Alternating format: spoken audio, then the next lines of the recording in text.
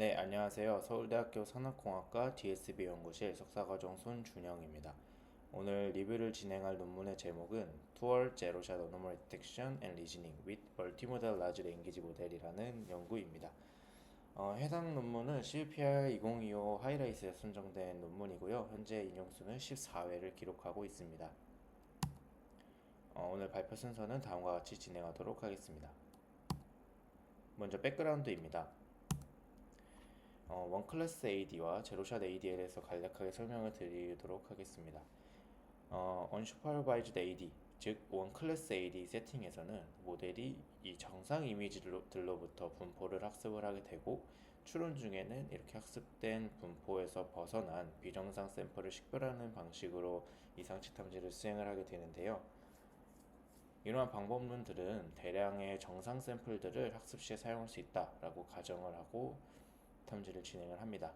그러나 이러한 가정들이 엄격한 데이터 개인정보 보호 정책을 가지고 있거나 특정 시나리오들에서는 이러한 가정 자체가 비현실적일 수가 있습니다. 따라서 이 학습 시에 보지 못했던 클래스에 대한 이상 탐지를 수행하는 제로샷 AD가 유명한 연구 분야가 되었습니다. 다음으로는 이 멀티모달 라지 랭귀지 모델에 대해서 간단하게 설명을 드리도록 하겠습니다. 클립과 같은 이러한 비전 랭귀지 모델들이 다양한 비전 태스크에서 강건한 이 제로샷 분류 능력을 보여주고 있습니다.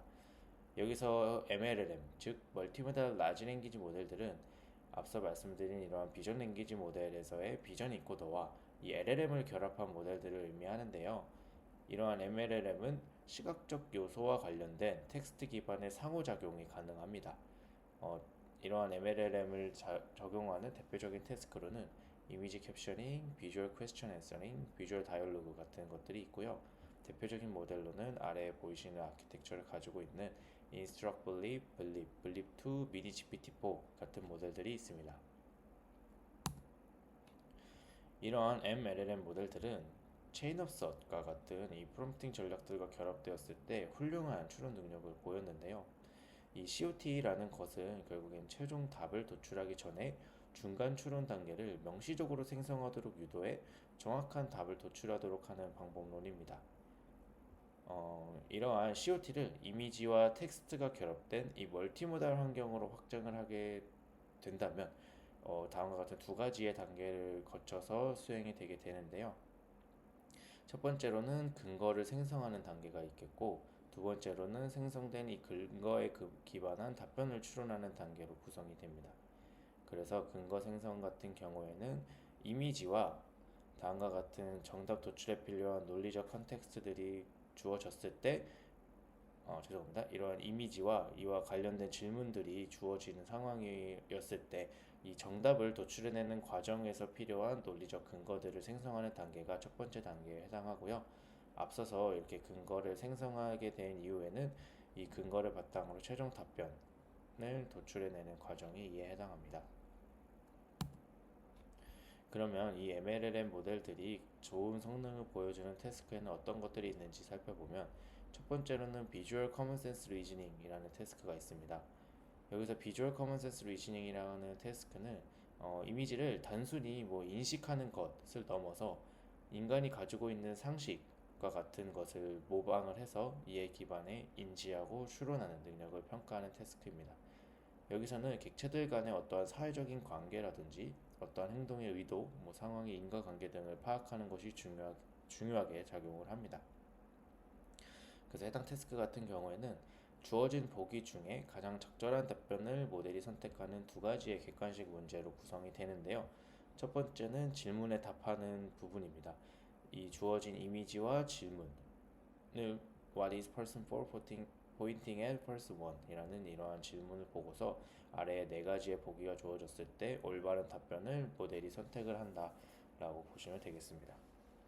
그래서 아래 그림의 예시를 보고 설명을 드리면 다음과 같은 추론 단계를 거쳐서 A라는 답을 선택을 하게 되는데요.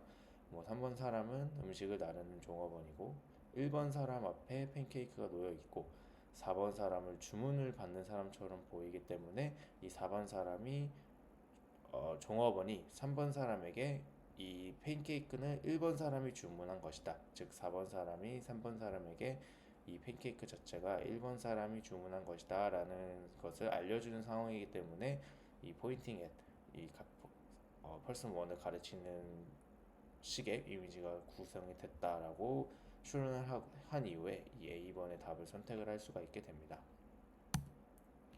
그리고 두 번째 태스크 같은 경우에는 앞서서 구한 이 답변에 대한 근거를 제시하는 태스크인데요. 그래서 왜 person 4가 pointing at person 1이라고 주어졌을 때 방금 태스크에서는 A번을 답으로 정했는데요. 이 A를 선택한 이유를 설명을 하는 단계에서 3번 사람이 음식을 테이블로 가져왔고 그녀가 누구의 주문인지 모를 수 있기 때문에 이 person 4가 person 1을 가리키고 있다라는 어떠한 논리적 근거를 제시하는 것을 확인할 수 있습니다. 두 번째로는 자율주행의 분야가 있습니다. 여기서 자율주행이라고 한다면 단순히 앞차와의 거리를 재는 어떤 센서의 집합으로 볼 수가 없고 좀 더 복잡한 태스크에 해당하는데요. 주변 상황을 종합적으로 이해하고 다음 일을 예측하고 가장 안전한 행동을 계획하는 이 리즈닝 에이전트의 역할을 수행을 해야 합니다. 그래서 우어 상단에 보이는 이 Reason to Drive이라는 논문에서는 이러한 복잡한 의사결정 과정을 Perception, Prediction, Planning 이 세 단계의 COT로 정의를 하였고요. 각 단계는 이제 현재 주행 환경에서 중요한 객체와 이 상황이 무엇인지를 파악하고 이렇게 인식된 정보들을 바탕으로 다른 객체들이 어떻게 움직일지 그 의도와 미래를 예측을 하는 단계를 거친 후에 예측된 이 미래에 기반해서 현재 가장 안전하고 효율적인 내 차의 주행 경로와 행동을 결정하는 이 세 단계의 COT를 통해서 의사결정 과정을 구현을 했습니다. 앞서서 이제 MLLM 모델이 COT와 결합이 되거나 여러 가지 태스크들을 통해서 강력한 이 추론 능력을 보여주고 있다라고 설명을 드렸었는데요. 그러나 이러한 이미지 내에 있는 비정상성, 이 abnormality라는 것에 대해서는 이 MLLM의 추론 과정이 많이 연구가 되지 못하고 있다고 합니다. 이렇게 MLLM의 이미지 내 비정상성에 대한 추론이 연구가 되지 못하는 이유라고 한다면 해당 모델들을 학습하기 위한 이 대규모의 데이터셋을 수집하는 것이 어렵고 이를 평가할 만한 벤치마크도 부족하기 때문에 이러한 연구가 제대로 수행이 되지 않는다라고 문제점을 지적하고 있는데요. 여기서 기존 제로샷 어노멀티 방법론들은 단순히 비정상에 대한 가능성, 수치로 표현되는 이 가능성으로만 예측을 하게 됩니다. 그러나 왜 주어진 이미지가 비정상으로 간주되었는지에 대한 어떠한 근거 그리고 시각적인 증거가 필요하고요. 이러한 것들은 더 나은 해석 가능성이나 강건성, 신뢰성 등을 위해서 필요하게 됩니다. 그래서 우측에 보이시는 그림을 보시면 GPT-4o 같은 모델들이 이 실제로 이상치가 있다라는 것을 탐지는 정확하게 하지만 이에 대한 설명에 대한 정확도가 부족한 경우가 많이 나타나고 있는데요. 위의 그림에서 보시면 그라운드 트루스 같은 경우에는 왼쪽 상단 양초는 왁스 조각이 없어지고 심지 근처에 불규칙한 홈이 파여 있는 것을 볼 수 있다라는 것이 그라운드 트루스에 해당하는데 GPT-4o 같은 경우에는 해당 이미지를 보고 왼쪽 상단 양초는 심지가 손상되었거나 없는 것으로 보인다. 이는 다른 양초와 비교했을 때 이례적인 현상이다. 즉 어떤 이상치 패턴이 존재하는 것은 파악을 했지만 이것에 대한 설명이 정확하지 않은 것을 확인할 수가 있습니다. 그래서 이러한 MLLM이 이 이미지 이상치 탐지 분야에 대한 추론이 제대로 연구가 되지 못하고 있다는 문제점을 지적한 해당 논문의 방법론은 어떻게 구성이 되고 있는지 설명드리도록 하겠습니다. 먼저 아키텍처의 오버뷰를 보시면 먼저 이 MLLM을 스크래치부터 학습하는 것은 당연히 모델 크기도 크고 방대한 데이터와 계산 비용이 발생을 하게 됩니다. 여기서의 학습 과정에서는 텍스트나 이미지 간의 정렬 그리고 강건한 이 인스트럭션 팔로잉 능력을 개발하는 과정에 해당하는데요. 이렇게 사전 학습된 LLM 모델들은 제너럴리스트로서 기능을 하게 됩니다. 이 말은 즉 다양한 태스크에서 일반적으로 활용하기에 좋다라고 볼 수 있지만 특정 전문 도메인에서는 오히려 성능이 떨어질 수 있다는 것을 의미를 하게 되는데요. 해당 논문에서는 보조적인 이 익스퍼트 모델을 도입을 해서 제너럴리스트로 구현이 되는 이 MLLM이 주요 시각 토큰들을 선택하고 이용하는 것을 도와주도록 하는 것을 목표로 하고 있습니다.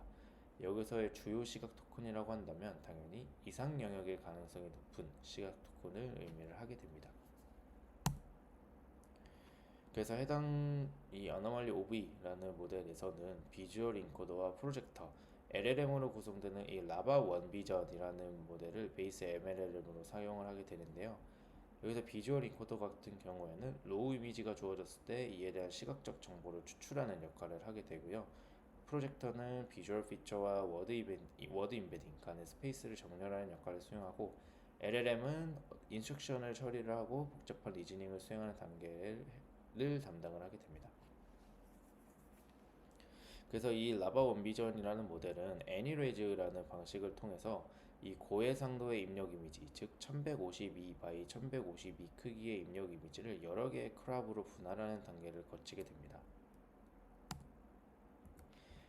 그런데 이 애니레이즈라는 것이 조금 특이한 방식의 크랍 방식인데요. 이는 어노멀리 OV에서 동일하게 사용을 하기 때문에 설명을 드리면, 먼저 고해상도의 이미지에 대해서 리사이즈된 이미지, 즉 384바의 384 크기의 오리지널 이미지를 하나를 두고 이 기존 고해상도의 이미지에 대해서 크랍을 수행을 해서 다음 아래 그림과 같은 크랍을 유지를 하게 됩니다. 그래서 결론적으로는 i0부터 in-1개까지 i0 같은 경우에는 원본 이미지가 리사이즈된 전체 이미지를 의미하고, 나머지 뒤에 있는 이미지들은 실제 고해상도 입력 이미지 그대로 크랍을 수행한 크랍에 해당하게 됩니다. 이후에는 이 비주얼 인코더를 통해서 비주얼 피처를 추측을 하게 되고요. 많은 연구들에서 그랬던 것처럼 이 VIT의 4개의 레이어에서 이 출력값을 저장을 하게 됩니다. 이렇게 4개의 레이어에서 저장을 하는 이유는 파인 그레인드와 로컬 시메틱 포착에 효과적이기 때문이고요. 또 각 레이어에 이 출력값에 어댑터를 입력을 해서 비주얼 피처를 한 번 더 태워서 최종 비주얼 피처를 생성을 하게 됩니다. 여기서 좀 이 노테이션이 좀 헷갈릴 수가 있는데, 여기서 i 같은 경우에는 레이어의 레벨을 의미를 하고요. 위에 있는 i, 아래에 있는 j는 이미지 집합 내에서 인덱스, 즉 리사이즈된 오리지널 이미지냐 크랍들을 의미하는 것이냐를 나타내는 j가 아래에 표시되고 있습니다. 이후에는 이제 의심스러운 객체나 영역을 확인하는 단계에서 이제 두 가지의 모듈을 적용을 하게 되는데요. 이 두 가지 모듈은 처음에 이 의심스러운 객체나 영역을 전체적으로 확인을 해보고, 이후에 더 자세히 의심스러운 해당 영역을 더 자세히 확인하는 이 인간의 비주얼 인스펙션에서 영감을 받아 모델 구조를 구성을 했다고 합니다. 그래서 첫 번째 해당하는 Look Twice Feature Matching, 즉 LTFM 모듈 같은 경우에는 이미지의 각 패치들이 얼마나 비정상에 가까운지를 계산하는 과정이고요. 이는 결국에는 어디가 의심스럽지 라며 인간이 전체 이미지를 훑어보며 표시해두는 첫 번째 단계에 해당하고요. 두 번째 이 VT 셀렉터, 즉 비주얼 토큰 셀렉터 같은 경우에는 앞서 1단계에서 LTFM이 찾아낸 영역 정보를 바탕으로 이 핵심적인 시각 토큰들을 골라내고 이를 강조하는 단계를 통해 이후 LLM을 전달하는 역할을 수행을 합니다. 이는 인간의 비주얼 인스펙션에 비유해서 생각해보면, 앞서 첫 번째 단계에서 어떤 영역이 의심스러운지를 확인한 후에 해당 영역을 자세히 들여다보는 과정에 해당한다라고 보시면 되겠습니다. 또한 이 어노멀리 오브이 모델에서 좀 특이한 부분이라고 한다면 이 텍스트 인코더를 사용하지 않는다라는 부분인데요. 이는 모델의 복잡성을 줄이고 인간의 개입을 피하기 위해서 사용하지 않는다고 합니다. 여기서 말하는 인간의 개입이라고 한다면 결국 핸드크래프티드하게 이 수동으로 텍스트 프롬프트를 구성하는 단계에서 인간의 개입이 필요하기 때문에 이런 과정을 피하기 위해 텍스트 인코더는 사용하지 않는다라고 하고 있고요. 이 텍스트 인코더를 사용하지 않고 비주얼 인코더만 사용하는 이유라고 한다면, 이 클립이 사전학습을 통해서 텍스트와 이미지 간의 조인 스페이스에서 정렬을 수행하게 되는데, 이 과정에서 이 이미지 피처에 클래스의 정보가 포함된 형태의 피처가 추출이 됩니다. 따라서 비주얼 모델만을 통해서 의심스러운 클래스나 객체에 대한 정보를 분석을 할 수 있다라고 확인을 하고 있고요. 이 원본 이미지를 룩백 패스라는 것을 통해서 타깃 객체 혹은 영역에 대한 글로벌 디스크션을 제공하는 역할에 사용을 하게 됩니다. 여기서 이 멀티레벨 피처와 글로벌 인베딩, 이 룩백 패스를 통해 받은 글로벌 인베딩을 통해서 이 LTFM 모듈은 의심스러운 토큰에 대한 리코그니션과 로컬라이제이션을 수행하는 단계를 거칩니다. 좀 더 자세한 부분은 뒤에서 설명드리도록 하겠습니다. 이후에는 이 VT 셀렉터를 통해서 LLM이 이상치 탐지 및 추론에 관한 인스트럭션을 처리할 때 중요한 시각적 토큰, 즉 이상 영역일 가능성이 높은 토큰을 명시적으로 구분하는 역할을 수행을 합니다. 그러나 여기서 인스트럭션 같은 경우에는 이상치 탐지와 관련된 인스트럭션이 아니라 일반적인 아래와 같은 이제 Can you describe the content of the image라는 이런 일반적인 인스트럭션도 처리를 할 수 있어야 되기 때문에 이 원본 비주얼 피처를 보존한다고 합니다. 그러면 이 LTFM 모듈에 대해서 좀 더 자세히 설명을 드리도록 하겠습니다. 이 LTFM 모듈의 목적이라고 한다면 결국 정상성과 비정상성을 나타낼 수 있는 디스퀴션을 생성하는 것이라고 할 수 있는데요. 사실 디스퀴션이라고 하는 것은 앞서 설명드린 클릭과 같은 비전 랭귀지 모델을 통해 이상 탐지를 수행할 때 텍스트에 해당하는 부분이 이 디스퀴션이 내포하고 있는 의미라고 볼 수 있는데요. 앞서 설명드린 것처럼 이 텍스트 인코더는 사용을 하지 않고 있기 때문에 이 비주얼 피처, 즉 비주얼 인코더를 통해 구성된 피처만을 통해서 이 디스크리션의 역할을 수행하는 것을 목적으로 하고 있습니다. 그래서 먼저 룩백 패스를 통해서 원본 이미지 피처를 함께 활용해서 클래스 정보를 부여를 하게 되는데요. 아래 그림에 예시해서 좀 더 설명을 드리면 먼저 이 V0의 최종 아웃풋인 이 글로벌 인베딩을 리니어 레이어를 통과를 시킵니다. 이후에 하나의 벡터가 되도록 이 전체 글로벌 인베딩을 압축하는 과정을 거치게 되는데요. 이렇게 압축된 벡터와 추가적으로 이 학습 가능한 인베딩 E 플러스와 E 마이너스를 각각 컨캣하는 과정을 거칩니다. 네, 앞서서 이 리니어 레이어의 과정을 좀 설명을 빼먹었었는데 먼저 첫 번째로 셀렉 과정을 거치는데 이미지 내에 있는 배경과 같이 이제 불필요한 정보를 담은 토큰들의 가중치를 낮게 구성하고 객체의 어떤 핵심 부분을 높게 구성을 하기 위한 단계를 거치게 되고요. 이후에는 이 모든 토큰 벡터와 앞서 계산한 가중치를 곱해서 최종적으로 합산하는 단계를 통해 1,d 크기의 하나의 벡터를 리니어 레이어를 통해 출력을 하게 됩니다. 그러면 이렇게 말씀드린 이 플러스와 이 마이너스 1,d 크기의 두 개의 학습 가능한 인베딩과 이 리니어 레이어를 통과한 이 인베딩을 컨캣을 하게 되고요. 여기서 이 플러스와 이 마이너스는 각각 포지티브와 네거티브 패턴을 대표하기 위한 학습 가능한 인베딩입니다. 이후에는 이 컨캣한 값들을 독립적인 두 MLP에 입력을 해서 정상성과 비정상성을 대표할 수 있는 디스퀴션인 DI 플러스 DI 마이너스를 생성을 하게 됩니다.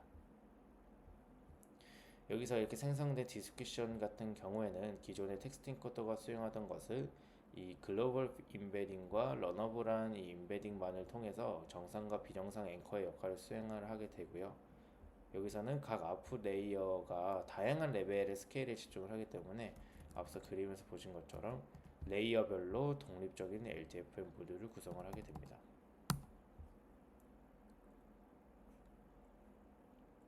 이후에는 이 어댑터를 통과한 각 패치 토큰과 디스크리션 간의 이 시그니피컨스 맵을 형성을 하게 됩니다. 이 연산 같은 경우에는 기존에 저희가 많이 확인했었던 어너멀리 맵을 생성하는 과정과 동일한데요. 이 각 패치 토큰이 비정상 패턴에 얼마나 가까운지를 나타내는 일종의 맵이다라고 보시면 되겠습니다. 그래서 이제 4개의 레이어에서 이 맵을 추출을 하게 되는데 이들 모든 값들의 평균 값을 최종 맵으로 사용을 하게 됩니다.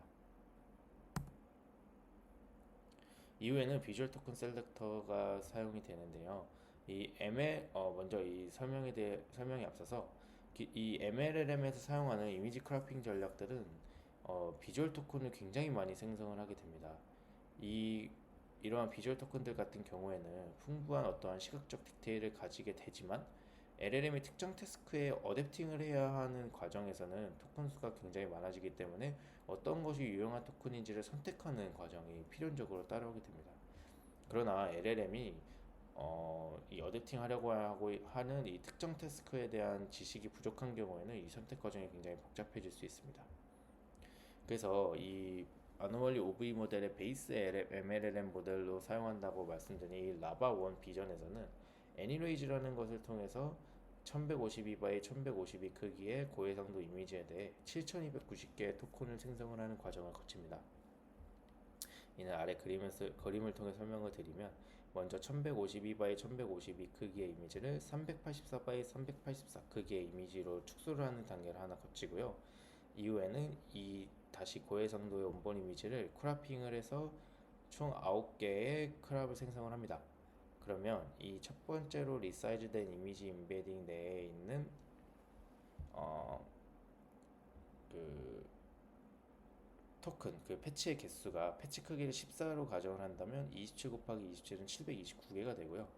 여기에 로컬 크립 같은 경우에도 3으로 나누면 1151을 3으로 나누면 384바이 384 크기로 이 리사이즈된 이미지랑 똑같기 때문에 동일하게 729개의 토큰이 총 9개 생성이 되어서 두 개를 합치면 7290개의 토큰이 생성이 되는 방식으로 크라핑을 수행을 합니다. 그러나 앞서 말씀드린 것처럼 7000개가 넘는 토큰 내에서 어떤 것이 비정상 영역을 나타내는지를 LLM이 직접 확인하는 것은 굉장히 어려운 과정이라고 볼 수 있습니다. 따라서 이 LLM이 주요한 토큰을 선택하고 강조하는 것을 돕기 위한 어노멀리 익스퍼트를 역할을 수행할 VT 셀렉터라는 것을 도입을 하게 됩니다. 먼저 이제 각 크롭마다 최종 인코딩된 값과 시그니피컨스 맵의 곱으로 의심 영역을 강조를 하게 되고요. 여기서는 이제 시그니피컨스 맵 같은 경우에는 소프트맥스 연산을 수행하기 때문에 정상 토큰 같은 경우에는 0에 가까운 값이 구성이 되고요. 비정상 토큰 같은 경우에는 1에 가까운 값으로 구성이 되기 때문에 최종 인코딩된 벡터 값을 최대한 유지를 하게 됩니다.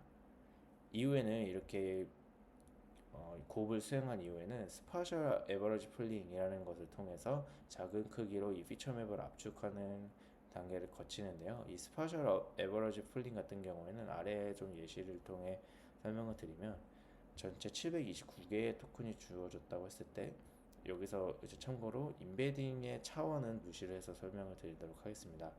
이러한 전체 토큰이 729개의 토큰이 주어졌다고 했을 때 이를 2x2로 나누게 되고요. 이 각각의 영역마다 에버러지를 수행을 해서 최종 2x2 2x2 크기의 4개의 이 벡터로 풀링을 수행하는 방식이 이 스페셜 어버리지 풀링에 해당합니다.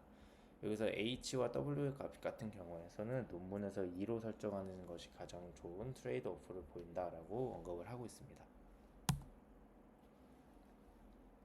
그러면 앞서서 이 스파셜 에버리지 풀링을 통해서 확보한 이 쿼리 토큰을 쿼리로 구성을 하고 앞서 계산한 그 아웃풋 레이어마다의 이 피처를 키와 밸류 값으로 구성해서 큐포머를 포워딩하는 과정을 거치게 됩니다.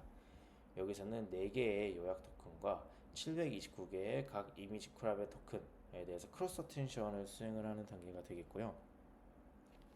이 과정의 목표라고 한다면 최종적으로 의심스러운 영역에 대한 가장 풍부하고 핵심적인 정보를 담는 4개의 토큰을 추출하는 것을 목적으로 하게 됩니다.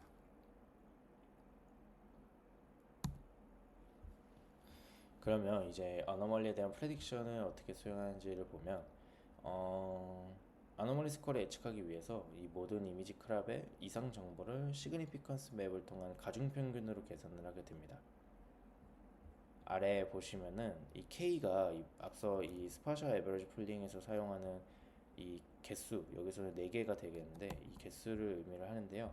시그니피컨스 맵에서도 이 풀링을 수행을 하고 이후에는 가중합을 통해서 최종 이 어노멀리 프레딕션을 수행을 하는데 최종적으로는 이 연산 결과가 1/d 크기의 벡터가 추출이 되게 됩니다.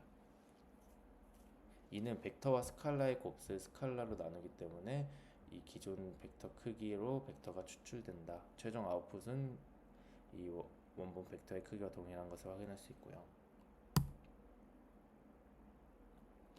이후에는 앞서 계산한 이 벡터 자체를 MLP에 입력을 해서 정상과 비정상 시메틱을 구분을 하게 됩니다.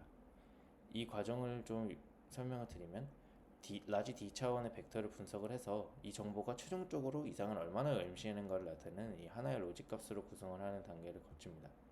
여기서 이 MLP의 아웃풋 값에 시그모이드 연산을 수행을 함으로써 최종적인 이미지 레벨의 어노멀리 스코어를 계산을 하게 되고요. 이에 대해서는 학습은 이 불균형한 샘플 분포를 다루기 위해서 밸런스드 BCL 로스를 통해 이 모델들의 학습을 진행을 하게 됩니다. 이후에는 텍스트를 생성하는 단계에 해당하는데요. 앞서서 이 VT 셀렉터나 LTF의 모듈 같은 경우에는 결국에는 LLM의 주요 토큰에 대한 정보를 부여하기 위한 모듈들이었습니다. 그래서 이렇게 생성된 이미지 피처와 이 VT 셀렉터를 통과한 아웃풋 그리고 이 이미지 스코어를 나타내는 벡터 이 값들을 LLM에 입력을 하게 되는데 그 중간에 인디케이션 프롬프트라는 것을 적용을 하게 됩니다. 이것이 뭐 복잡한 것은 아니고요. 다음과 같이 with adverb suspicious feature라는 것을 통해서 이 이상치 관련된 인스트럭션을 수행할 때 이 선택된 토큰들을 강조하는 역할을 수행을 하는데요. 여기서 adverb에 해당하는 것은 이 스코어 값에 기반해서 사전 정의된 이 threshold를 통해 각각 뭐 highly, moderately, slightly 세 가지 중에 선택을 해서 이 adverb를 구성을 하게 됩니다. 그래서 이러한 학습 과정 자체는 각 예측된 정답 토큰에 대한 언어 모델의 크로스 엔트로피 로스를 통해 학습을 진행을 합니다.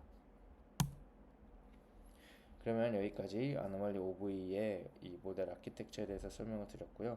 또 해당 연구에서의 또 다른 컨트리뷰션이라고 할 수 있는 데이터셋의 학습 데이터셋의 구성과 또한 이 벤치마크의 활용에 대해서 설명을 드리도록 하겠습니다. 먼저 아노말리 인스트럭 125K 모델입니다. 사실 이 인스트럭션 튜닝 데이터셋을 구축을 하기 위해서는 이미지 캡션을 필요로 하게 되는데 기존의 이 이상치 탐지 데이터셋에서는 뭐 엠비텍이나 비자 같은 데이터셋에서는 이미지 캡션이 존재를 하지 않습니다. 따라서 이를 구성하기 위해서 짧은 설명과 바운딩 박스가 포함된 이미지를 바탕으로 GPT-4-5를 통해서 이 디스커션을 생성하는 단계를 거치게 됩니다. 여기서 짧은 설명이라고 하면 클래스 이름과 이상치 타입을 수동으로 결합을 하게 되는데요. 사실 이 이상치 타입 같은 경우에는 테스트 데이터의 라벨이 대부분의 이상치 탐지 데이터셋에 부여가 되어 있어서 우측의 예시처럼 capsule with poke on surface와 같은 짧은 설명 구성을 하고요.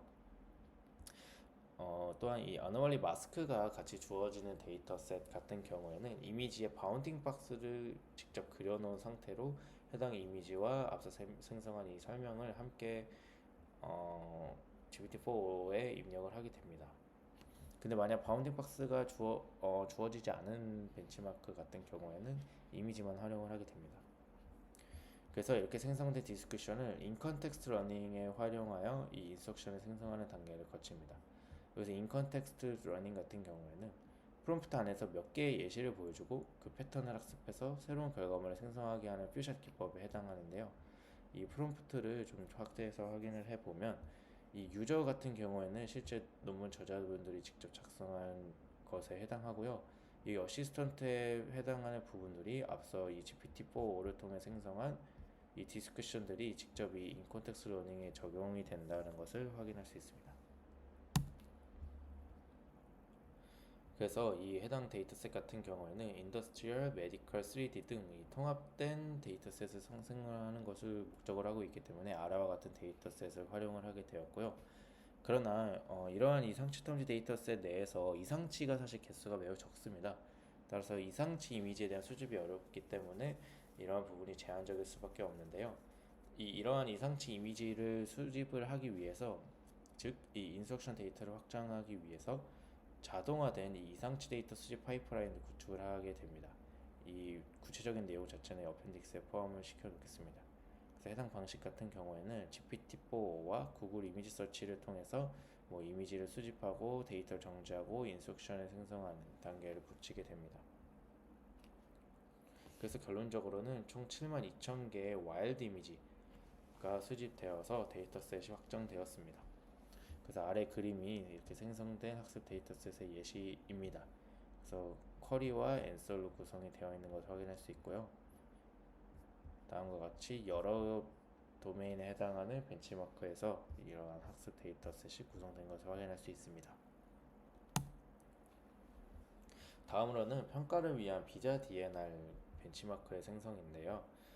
이 비자에 존재하는 10개의 클래스를 선택해서 앞서 말씀드린 학습 데이터셋을 생성하는 파이프라인과 비슷하게 생성을 하게 됩니다. 그러나 이것은 학습 데이터가 아니라 평가를 하기 위한 벤치마크에 해당하기 때문에 좀 더 생성된 모든 이미지와 이상치 설명을 꼼꼼하게 검토를 하는 것이 필요합니다. 그래서 상당한 인력을 투입해서 이를 검토를 했다고 하고요. 잘못된 디스크션을 생성한 경우에는 Q&A 데이터셋을 생성하기 전에 사람이 직접 골라내 이를 다시 리어노테이트하는 과정을 거쳤고요. 최종적으로는 761개의 정상 샘플과 1000개의 비정상 샘플을 생성할 수 있었습니다. 그래서 이 비자 DNR 벤치마크에서 디텍션과 리즈닝을 어떻게 평가하는지를 말씀을 드리면, 먼저 디텍션, 즉 이상치 탐지 성능 같은 경우에는 yes나 no 같은 이 한 단어로 답변을 유도하도록 질문을 설계하게 됩니다. 그래서 이렇게 답변을 yes or no가 답변으로 나오게 될 경우에 accuracy와 precision equal F1 score 같은 것들을 통해 이 탐지 성능 결과값을 산출하게 됩니다. 이 리즈닝 같은 경우에는 두 개의 파트로 나눠서 평가를 진행하게 되는데요. 첫 번째는 시각적 결함이나 이상 징후에 대한 디스크션에 집중하는 이 로우 레벨의 리즈닝이 있고, 또한 이 MLLM이 이상 징후에 대한 잠재적 원인이나 이것에 대한 향후 개선 전략을 제시해야 하는 컴플렉스 리즈닝 두 가지의 파트로 나누게 됩니다. 이들에 대한 평가 같은 경우에는 생성된 텍스트와 그라운드 트루스 간의 유사도를 정량하기 위해 루지나 센테스포트, GPT 스코어 같은 것을 활용을 하게 되고요. 여기서 로우 레벨 리즈닝이 실제 탐지 성능과 높은 상관관계가 있게 됩니다. 여기서 로우 레벨의 리즈닝에 해당하는 이상치 타입 디스크션이 콤플렉스 리즈닝의 결과를 결정을 하게 된다는 것을 확인할 수가 있습니다. 그러면 실험 파트 설명드리도록 하겠습니다. 아노말리 OV 같은 경우에는 두 단계에 걸친 학습 과정이 포함이 되게 되는데요. 첫 번째는 LTFM이나 VT 셀렉터와 같은 이 아노말리 익스퍼트에서 이 주요 이상 토큰을 선택하는 과정을 위한 학습 과정이 있고요. 이는 직접 생성한 이 아노말리 인스트럭 125K 모델의 레이블을 통해 학습을 진행했다고 합니다. 그리고 만약 MVT에 대한 평가를 진행을 할 때에는 이 아노멀리 인스트럭 데이터셋 내부에 있는 학습 데이터를 비자로 대체를 해서 학습을 했다고 하고요. 이후 프로젝터와 LLM 같은 경우에도 학습을 진행을 하게 됩니다.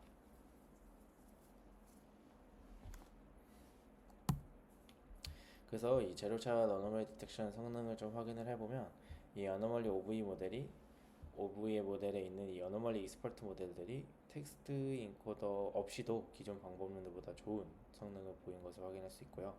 또한 이 웹 AD를 통해서 실제 비정상에 대한 이미지뿐만 아니라 일반적인 형태의 이미지 내에서도 이상치를 정의할 수 있는 그러한 데이터셋을 대량으로 추가한 것이 학습에 효과적으로 작용했다라고 분석을 하고 있습니다.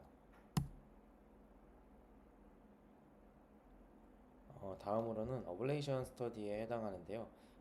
룩백 패스나 러너블 임베딩, 큐포머, 웹 AD 같은 것들 제외했을 때 성능이 하락하는 것을 확인할 수 있습니다. 그러나 이 큐포머 같은 경우에는 브레인 MRI 같은 데이터셋에서는 오히려 성능이 떨어지게 하는 영향을 끼치기도 하지만 대부분의 경우 성능 개선에 기여를 하게 되었고요. 우측 그림에서 보이시는 것과 같이 시그니피컨스 맵을 직접 시각화를 해봤을 때 실제 이상 영역을 나타내는 토큰들을 잘 선택하는 것을 확인할 수 있습니다. 다음으로는 이 어노멀리 디텍션과 리즈닝 성능에 대한 평가입니다. 이는 비자 DNR 벤치마크를 통해서 진행이 되었고요. 실험 결과를 보시면 이 언어 모델이 크다고 해서 탐지 성능이 무조건 좋다라는 것을 보장할 수는 없지만 리즈닝 능력 같은 경우에는 항상 더 뛰어난 능력을 보였다고 합니다.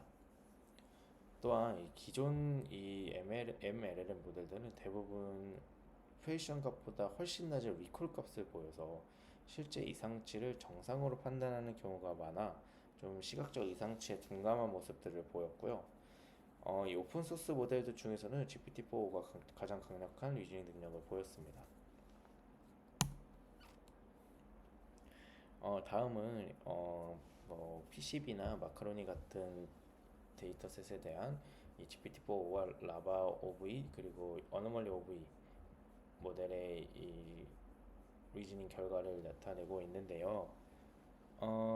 여기서 GPT-4나 라바 온비전 같은 모델들은 비정상적인 특징에 둔감하다라고 할 수 있기 때문에 이미지에서 비정상적인 부분을 정확하게 탐지를 하는데 어려워하는 것을 확인을 했고, 때때로 GPT-4 같은 경우에는 이미지에 이상 징후가 있다는 것 자체는 확인을 하는데 이를 정확하게 설명을 하지 못하는 경우가 존재를 하고 있습니다. 마지막 결론 파트 말씀드리면서 이제 리뷰 마치도록 하겠습니다. 이 Anomaly OV라는 모델을 제안한 Towards Zero Anomaly Detection and Reasoning with Multimodal Large Language Model이라는 연구는 이 인간의 시각 검사를 모방한 Anomaly Expert, 즉 LTFM 모듈과 VT 셀렉터 두 가지 모델을 도입을 해서 LLM이 의심스러운 시각 특권을 효과적으로 선택하도록 돕는 구조를 제안을 하고 있었고요. 또한 이제 이상 탐지나 추론을 하는 연구 분야에 있어서 이 데이터 부족 문제를 해결하기 위해서 최초의 이 인스트럭션 데이터셋을 제안하고 또한 평가를 위한 벤치마크를 제안을 하였습니다. 또한 이 어노멀리 OV의 어노멀리 익스퍼트 모델들은 효과적인 제로샷 어노멀리 디텍션 성능을 보였고 LLM을 통한 탐지 및 추론 능력 또한 좋은 것을 확인을 했습니다. 좀 개인적인 의견을 말씀을 드리면 모델 구조가 조금 텍스트 인코더도 사용하지 않으면서 좀 복잡하게 작용이 된 것은 맞지만 각 모델마다 좀 주어진 역할들이 명확하게 주어져 있고 적절한 방법론을 구상한 것 같다라는 생각이 들었고요. 또한 이 AD 분야에서 이 멀티모달 랭귀지 모델을 사용할 수 있다. 멀티모달 라지 랭귀지 모델을 이 탐지나 뭐 추론 능력을 학습하고 평가할 수 있는 데이터셋이나 벤치마크를 제시하는 것 자체가 매우 큰 의의로 보였습니다. 그러나 이 비정상 토큰을 선택하는 것이 어노멀리 익스퍼트의 주요 목적이라고 계속 서술이 되어 있었는데 이런 경우에는 픽셀 레벨의 성능도 함께 리포팅 되어야 하는 것이 어떻을까라는 아쉬움이 있고요. 또한 매트릭도 AROC 한 개만 리포팅하고 있는 것이 좀 아쉬운 점이라고 생각이 들었습니다. 네, 어펜딕스에는 웹 AD 데이터셋의 생성 과정과 예시를 포함을 해놨습니다. 네, 감사합니다.